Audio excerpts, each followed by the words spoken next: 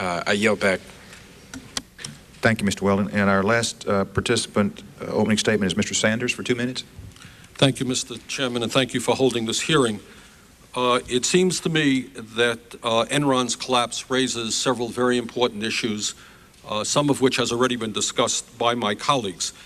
Clearly, we must protect employees from seeing their retirement funds ripped off and their life savings go down the tubes. We have got to look at this in terms of the implications of the privatization of Social Security, as some would have us do, and also understand that other companies around this country in different ways are ripping off the retirement plans and the pensions of their workers. Second of all, we want to examine the role of accounting firms like Arthur Andersen. As many know, Andersen recently settled a suit brought against them by the SEC for $7 million as a result of a failed audit at Waste Management Incorporated.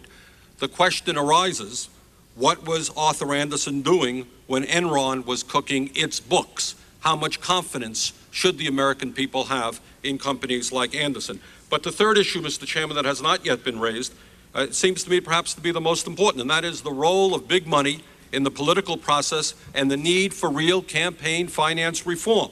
Since 1992, Enron has contributed over $5 million to Republicans and Democrats. During the last 2 years, Enron has spent $4 million lobbying Congress and the White House.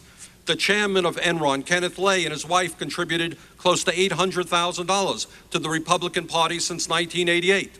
During the 2000 presidential campaign, Enron made available its fleet of corporate jets for political travel by President Bush, candidate Bush.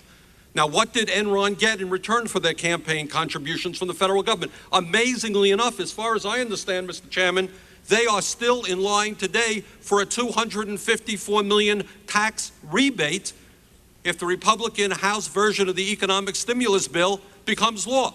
Thank you, Enron, for all the good work that you are doing, and you're going to get a check of $254 million from the American people. Clearly, that's an outrage.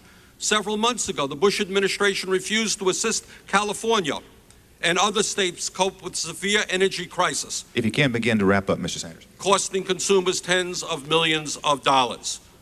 There is no question but Enron, through their political contributions and influence, has had an enormous impact on energy policy and the way this government does business. That's wrong. It's got to be changed. Thank you, Mr. Chairman. Thank you, Mr. Sanders. For the record,